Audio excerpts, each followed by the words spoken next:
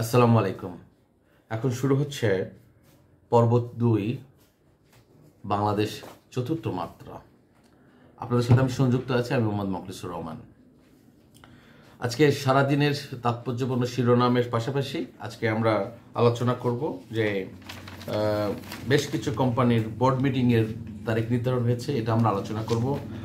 কিছু কোম্পানির হেডলাইটে আছে এবং হেডলাইনে সেই সমস্ত কোম্পানির কিছু বিষয়বস্তু আপনাদের তুলে ধরবো, বাজারের ক্যারেক্টার তুলে ধরবো এবং আগামীকালের বাজারের চরিত্র কেমন হতে পারে সেই বিষয়ে আলোচনা করব। পাশাপাশি সারাদিনের রাজনৈতিক প্রেক্ষাপটে কিছু আলোচনা করব। আজ বিএনপির স্থায়ী কমিটির সদস্য ডক্টর খন্দকার মোশাররফ হোসেন বলেছেন, গণ আন্দোলনের ফসল এই সরকার বেশি দিন ক্ষমতায় থাকতে পারে না, মানে ইন্টারিম গভর্নমেন্টকে বেশি দিন ক্ষমতায় থাকতে পারে না। তিনি তার বক্তব্যের মধ্যে এটা বলেছেন এবং আরেকটি কথা বলেছেন যে মির্জা ফখরুল ইসলাম তিনি বলেছেন যে ন্যূনতম সংস্কার শেষ করেই অতি দ্রুত নির্বাচন করার জন্য আহ্বান করেছেন। তো সুতরাং এটা একটা বিনিয়োগ বাজারের উপরে একটা ভালো প্রভাব পড়বে। আমরা যদি এই জাতীয় সংসদ নির্বাচনের তারিখটা ঘোষণা হয়ে যায় তাহলে আমাদের বিনিয়োগ বাজারে এর ভালো একটি প্রভাব আমরা পাবো এবং আশা করি বিনিয়োগ বাজার তখন আরও বেশি আস্থার জায়গা তৈরি হবে এবং আমরা আরও বেশি গতিশীল হব,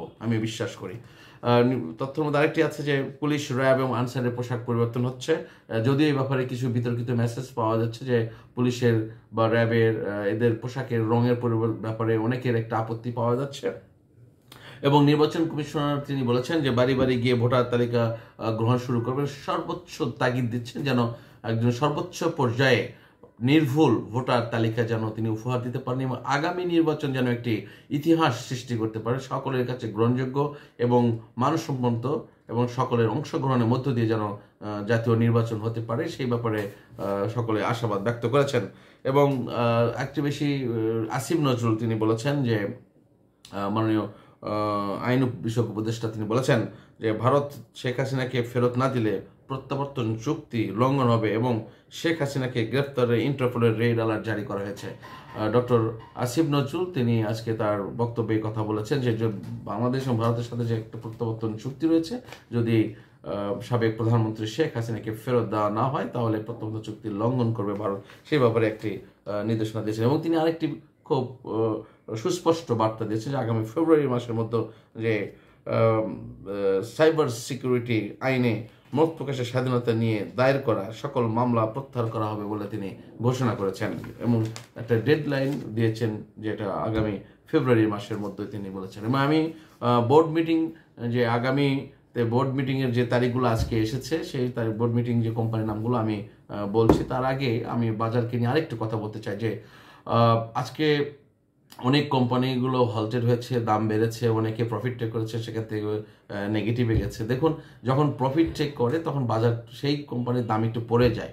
তো আমি অনুরোধ করব যে আপনারা ডে ট্রেডারের দিকে মনোযোগ হবেন না, আপনারা একটা পরিকল্পনা করবেন যে আপনি একটা নির্দিষ্ট কোম্পানি থেকে প্রফিট নেবেন, সেটার জন্য আপনাকে কাজ করতে হবে এবং সেটাকে লেগে থাকতে হবে। হ্যাঁ, এবং অবশ্যই এই জিনিসটা আমার সাথে যারা সংযুক্ত, আমি আপনাদের প্রতি বিনয়ের সাথে অনুরোধ করব যে কখনোই এক লটে মানে এক ট্রেডে পোর্টফোলিও ব্যালেন্স শেষ করে আপনি কিছু কিনবেন না। অবশ্যই আপনাকে ওয়েট করতে হবে এবং দেখতে হবে। যেমন আজকে সারাদিনের শিরোনামে আমরা দেখেছি যে আমাদের আলোচনার মধ্যে টপ 10-এর মধ্যে দুইটি কোম্পানি কিন্তু ফার্স্ট এবং সেকেন্ড হচ্ছে, একটা হচ্ছে বেস্ট ওয়েল, একটা চিফ অটো। এটা কিন্তু অনেক 15-20 দিনে আমরা পরিশ্রম করেছি, এর একটা ফল আমি বিশ্বাস করি এবং আপনারা আমার সাথে সংযুক্ত থেকেছেন, তারও একটা ফল। সুতরাং প্যানিক হবে না, হতাশা হবে না। অনেক কোম্পানি নিয়ে অনেকে আবার হতাশাব্যঞ্জক কথা বলছেন, প্লিজ আপনাদের হতাশা হবেন না, অবশ্যই সেগুলো ভালো করবে। ভালো হওয়া কোম্পানির তালিকা আমি কিন্তু আপনাদের বলেছি, আমার ওয়াচ লিস্টে প্রায় 70 কোম্পানি রয়েছে, 75 কোম্পানি রয়েছে।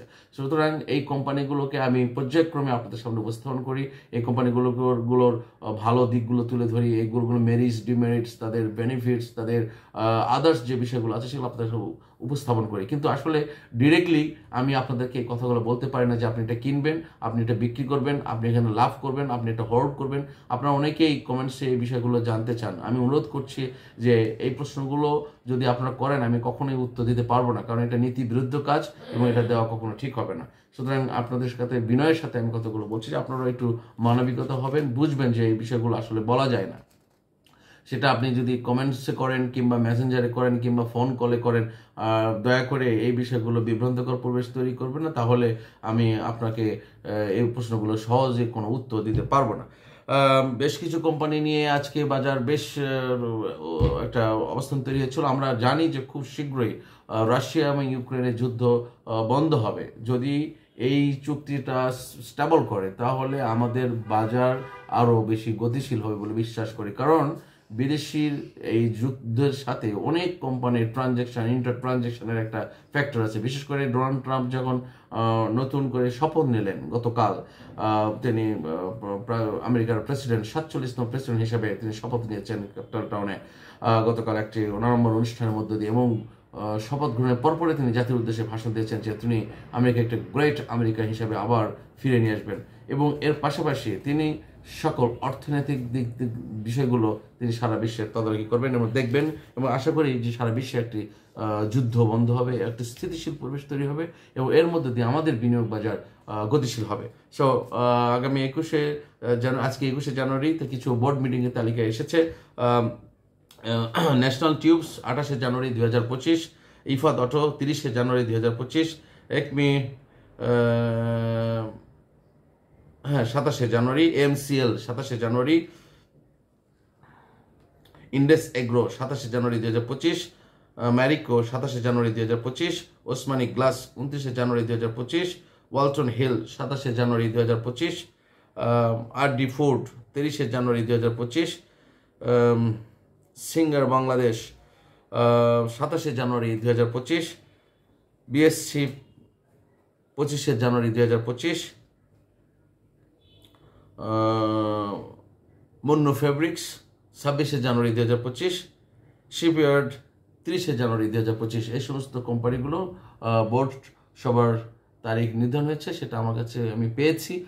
এর বেশিও অনেক কোম্পানিগুলো আছে যেগুলো আমি আসলে লিখতে পারি নাই, সময় কভার করতে পারি নাই, বাট এই কয়েকটা কোম্পানির ব্যাপারে আমার কাছে আমি তথ্য পেয়েছি। সুতরাং আগামীকাল সকলের জন্য শুভকামনা রইল। আমরা চাই একটি সুন্দর স্থিতিশীল রাজনৈতিক পরিবেশ বাংলাদেশে তৈরি হোক এবং অর্থনৈতিক গতি ফিরে আসুক, এবং বাংলাদেশ ব্যাংকের রিজার্ভ যখন সুখকর বাতাস বইছে, সুতরাং আমরা আশা করি যে ভালো একটা পরিবেশ বিনিয়োগ বাজারে আসবে, এবং আমি আপনাদের প্রতি সকলের শুভকামনা রইল। এবং সকলকে প্রতি একটা কথা বলবো যে আপনারা কেউ প্যানিকড হবেন না, ধৈর্য হারা হবেন না, আপনারা নিজের সিদ্ধান্তে অচল থাকবেন। অবশ্যই লাভ ছাড়া কেউ কোনো শেয়ার হাত বদল করবেন না, এটা আমার সবচেয়ে বড় স্লোগান, সবচেয়ে বড় দাবি, সবচেয়ে বড় অনুরোধ, যে আপনারা যতই কষ্ট করেন না কেন, যতই আমাকে বলেন না কেন, আমি কখনোই এই ব্যাপারে আপনাদের সম্মতি দিতে পারি না, আমি সম্মতি দেব না। একটি টাকা 1 সেন্ট ইভেন আপনি লস দিয়ে আপনি শেয়ার হাত বদল করবেন না। সুতরাং ধৈর্য নেবেন, প্ল্যান করবেন, এবং এক লটে সব কিছু কিনবেন না। সুতরাং